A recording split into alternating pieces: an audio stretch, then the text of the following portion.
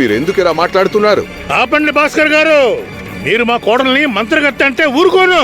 మీ నాలుక తెగి పడిపోతుంది. ఓ గజానన్ గారు, మీరు నాకు నేర్పిస్తున్నారా? మీ కోడలు సఖు మా ఇంటికొచ్చి నిప్పంటించి వెళ్ళింది. ఇదిగో చూడండి, నా చెయ్యి ఎలా కాలిపోయిందో చూడండి. ఆపండి, ఏం మాట్లాడుతున్నారు మీరు? సక్కు ఇక్కడ కీర్తనలు పాడుతుంటే మీ ఇంటికి ఎలా వస్తుంది చెప్పండి? అసలు తను అక్కడికి ఎందుకు వస్తుంది? నోటికొచ్చినట్టు మాట్లాడకండి. ఈ ఊరి ప్రజలే సాక్ష్యం. సక్కు ఇక్కడే ఉంది, కార్యక్రమం జరుగుతోంది. నమ్మకం లేకపోతే మా ఇంటికి వచ్చి చూడండి. సక్కు,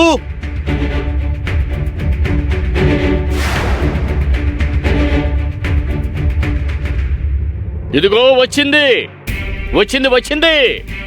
ఏమిటే, ఇందాక మా ఇంటికి వచ్చి కాగుడాతో నిప్పు పెట్టింది నువ్వే కదా?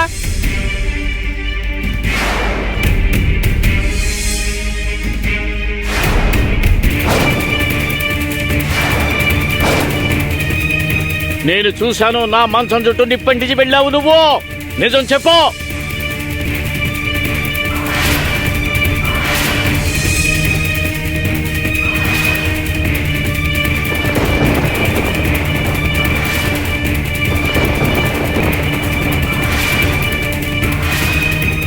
నేనా? మీరేం మాట్లాడుతున్నారు? నేను మంచినీళ్ళు తాగడానికి లోపలికి వెళ్ళాను. స్పష్టంగా చెప్తుంది విన్నారుగా, సక్కు ఇక్కడే ఉందండి. తను ఇప్పుడు లోపల నుంచి వచ్చింది. తను అదే కదండి ఇప్పుడు చెప్పింది. నీళ్లు తాగడానికి లోపలికి వెళ్ళింది. వీళ్ళేందుకు సాక్ష్యం? చూడండి భాస్కర్ గారు, శాంతించండి. ఎందుకు అన్యాయంగా సకు మీద నిందలు వేస్తున్నారు? అరే, సకు వదనాన్ని చూడండి, ఎంత ప్రశాంతంగా నిర్మలంగా ఉందో. ఇలాంటి భయంకరమైన ఆలోచనలు అసలు తనకెందుకు వస్తాయి? చూడండి, మీరేదో భ్రమపడుంటారు.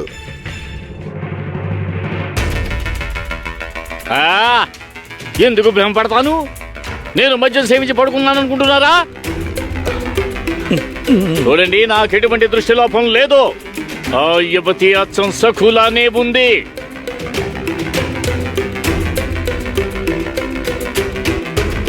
ఇదిగో ఈ చీర కట్టుకునే మా ఇంటికి వచ్చింది. ముందు చెప్పండి, మీరు ఆ వ్యక్తి మొహాన్ని స్పష్టంగా చూసారా? అది అప్పుడు అంధకరంగా ఉంది, కానీ నేను స్పష్టంగా చూశాను.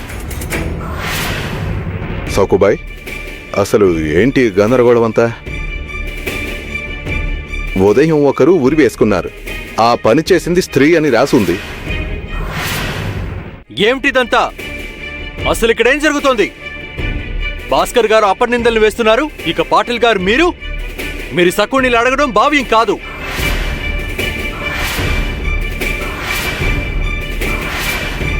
అంత ఎత్తులో ఉండే చెట్టుకి సక్కు ఎలా ఆయన్ని ఉరివేయగలదు చెప్పండి?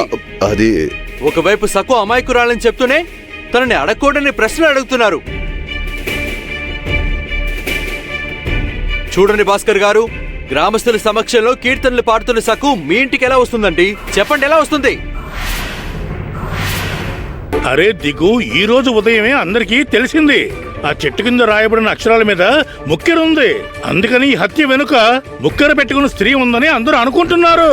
గ్రామస్తులారా, ఇప్పుడు మీరే చెప్పండి, సఖు ముక్కుకి ముక్కెర ఉందా? ఉంటే మీరు నాకు చూపించండి.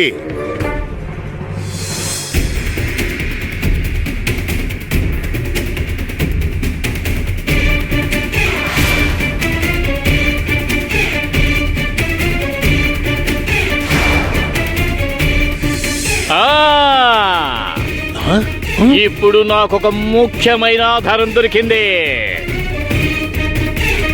నాకు నిజం చెప్పండి దిగు గారు, ఒట్టేసి చెప్పండి. మీరు మాతృభక్తులు కదా, మీ తల్లి గారి మీద ప్రమాణం చేసి చెప్పండి. మీరిక్కడికి వచ్చేటప్పుడు మీ భార్య సఖు ముక్కెరని పెట్టుకుందా, పెట్టుకోలేదా?